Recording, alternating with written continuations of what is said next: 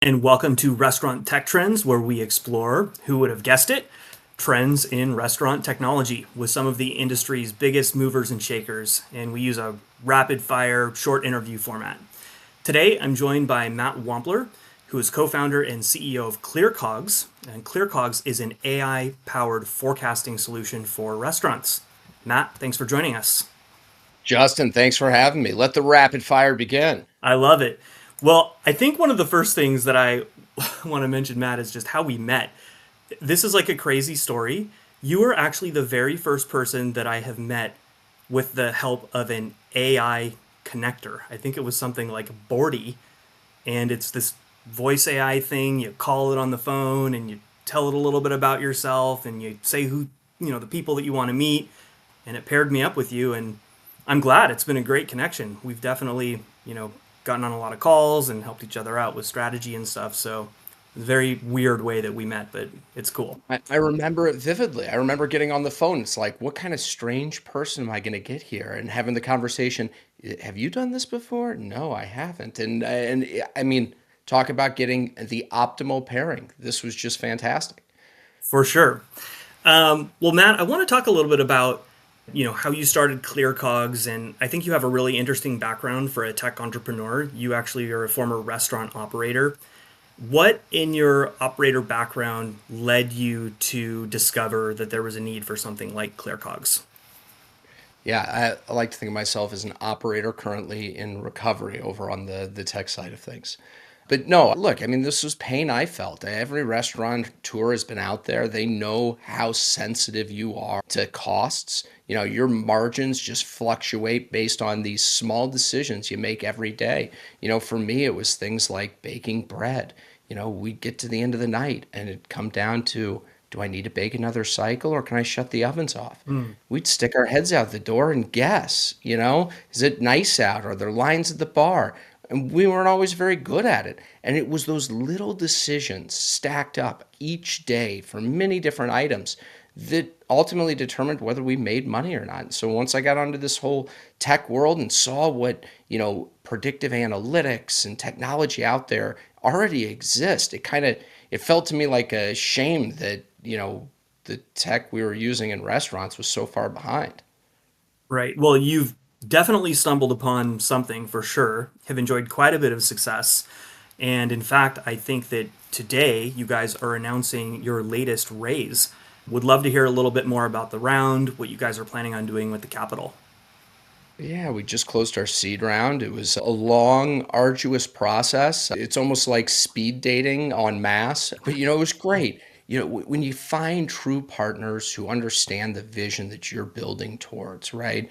And they want to help support that vision, it's a magical thing. And so we put in a lot of work to get this round together, but ultimately we found great, great partners to help support us. And I couldn't be more excited about the future. That's awesome. And what are you planning to do with the capital? I mean, it all comes down to growth. We've been able to work with everything from small regional chains to publicly traded companies today, but we want to double down on that and bring this technology to the masses. And for us, that means more resources, more developers, more to build out. We're at the tip of the iceberg of what predictive analytics can do for the restaurant industry. And so, now we get to make that a material thing. Well, we're certainly in an interesting environment for growth right now. I think just prior to starting this interview, I was refreshing the S&P 500 looking at the impact of these tariffs. And I'm curious, what do you see here, Matt, from a macroeconomic perspective? Do you think that these tariffs are going to cause, more people with discretionary income to kind of trade down? Do you see QSRs being impacted here? What's your take? Yeah, so I think it'll be really interesting. When I first got into the restaurant industry, it was like 2010. We were just coming out of the financial crisis. And what we saw there was that people still dined out, but they would trade down. Yeah. So, selling sandwiches, instead of going over and having a sit down lunch, we'd be more likely to get their business. If, you were picking up food for the family on the way home, those extra $3 per meal, that starts to stack up. So you start to see that trading down.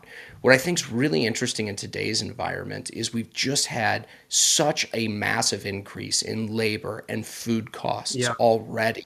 And we've already seen prices be pushed up so high that, you're starting to test that consumer and they're already trading down. So, I think that, when I look at the macroeconomic environment, I look at low margins in the industry that are already constrained, Yeah. and I see nothing but prices going up. So the real question is it going to go up to the point where it breaks the back of these restaurants and we're just going to see traffic industry wide pull back and not just trade down, but, I'm going to start, growing my own food, or, I'm going to go get it from the grocery store. I'm going to make it at home. I think that's the real question. Will it break the back of the industry?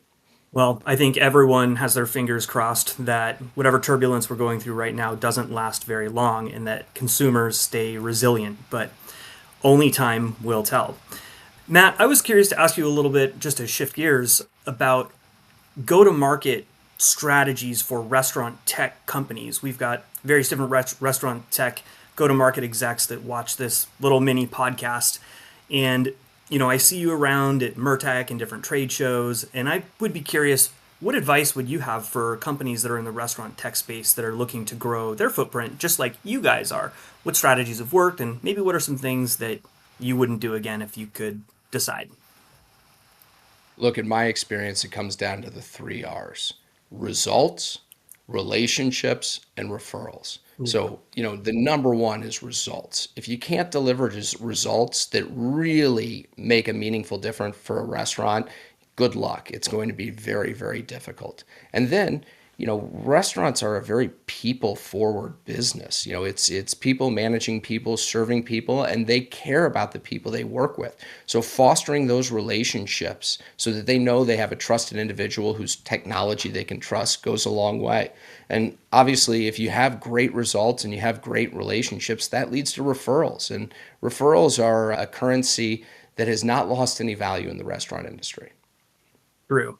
And I'm curious also about when we think about creating great results for restaurants, obviously what you guys are doing at ClearCOGS is having an impact every single day on how restaurants are ordering food and how they're planning their businesses.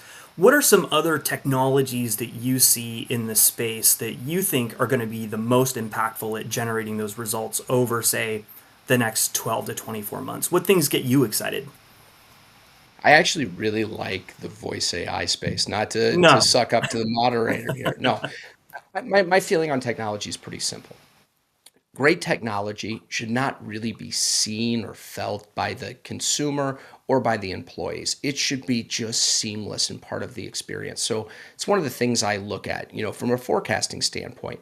If can we get forecasting in there without it being a lift, without, the operators having to understand how the forecasting system works, or can we just give them a better number and they don't even realize there's AI in the background that's doing all of this?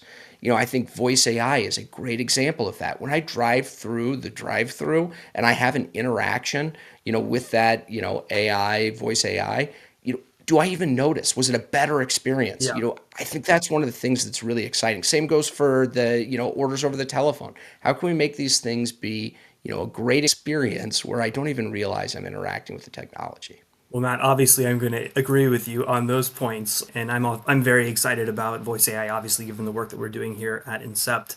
Thank you so much for taking a few minutes for joining us and for sharing your story and insight with us today. That's all the time that we have for right now, but I'm looking forward to seeing you around the show circuit and here on LinkedIn. You're the man, Justin. Thank you. All right.